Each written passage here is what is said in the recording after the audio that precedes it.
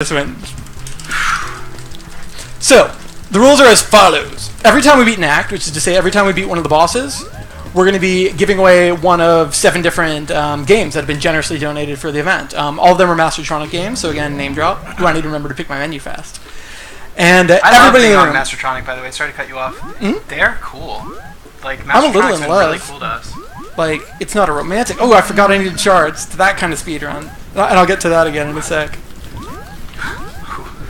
It's hard to narrate while I talk. How do people do this? I don't know. Do it. I can talk for a second. Do it. What we saw going on very quickly in the very first level there at the end was picking up the note that was left behind by the handmaiden character.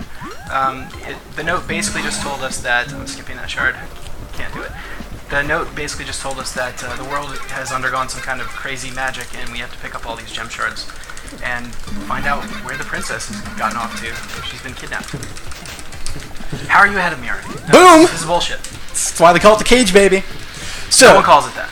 Every time we beat an act, we're going to be raffling off one of 7 games. If you scroll down on your Twitch, you're going to see what games we're giving out. Awesome things off the top of my head. 10 Second Ninja is the dope-ass freshness. We have Orbitalis. We have Tango Fiesta. We've got Dream, Speedball, a whole bunch of cool stuff. Orbitalis, over 9,000 zombies. It's a veritable cornucopia of dope-ass freshness. But moreover, because this is a head-to-head stream, we're asking everybody to pick a team as we go. You can pick Team Danny, me, the better team, the team that's the greatest team, or you can pick Team Dave. And basically, we're going to lock down those team selections at the end of Act 5. But up until there, anybody can pick. We recommend you pick early. And whoever wins is actually going to raffle off 10 copies of Concursion itself to their winning team. And so, if I win, I'll be giving off 10 copies of Concursion. If Dave wins, he's going to be giving out 10 slightly used, rusted, and broken copies of Concursion. They are identical. No, the same copies. I read online on a blog, a reliable blog that I write, that your copies are probably, they smell bad. It's weird. Digital game that smells bad, you wouldn't think, but awful. Ugh. Nope.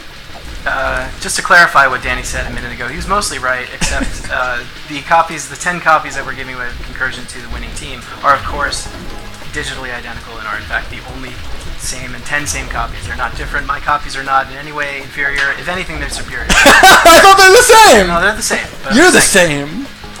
Thanks. You're the same is a bad thing.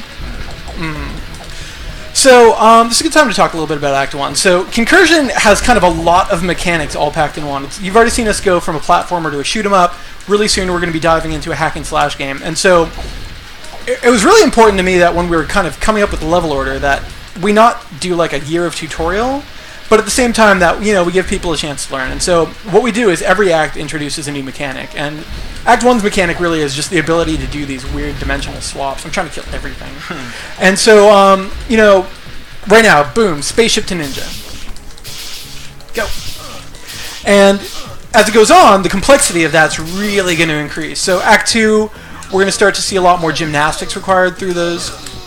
Act 3, we're going to start to see what happens when enemies get actually immune to the dimensional shape-shifting effects. As it goes on, the dimensional bubbles themselves are going to get more and more complicated and more live, and I'll defer talking about that just a little bit. But this is kind of the most pure and clean act, and so I think this is where you'll probably see us stay a little neck and neck, except for our shard selection, so you'll hear me talk strategy probably more than once, but because we just started and there's a handful more people here, I'll talk it one more time. But the nature of this particular speedrun is indeed that we're doing every level, and so that includes our Act 7 levels. And our Act 7 levels, missed it, so I'm going to skip it. I don't want to wait.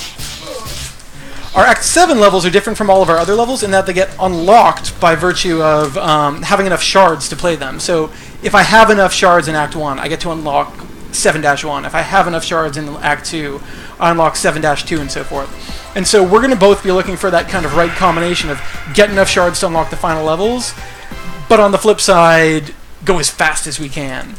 And so, like right now, I'm looking at my shard count, and I'm not stoked. I'm going to go out of my way maybe for a shard in this level, and regret having skipped that last one. And so this is where Dave has me beat. He's kind of thought through which shards are the closest and exactly how many he needs, whereas I'm very seat of the pants. I do not really know how many. I don't know at all how many I need. I have a vague sense of how many I need. I'm so dialed into this that I'm not communicating with my team, and that's just not acceptable. What do you want to say to Team Dave? If they could hear you right now, they can. I love you guys. Anybody who thinks that I can do this, you are more optimistic than I am, and therefore a better person. Average Gamer just said this is almost like it's better than the Super Bowl. This is better than the Super Bowl. This is better than the Super Bowl. Because I don't know what sports is, but this I can follow. Oh.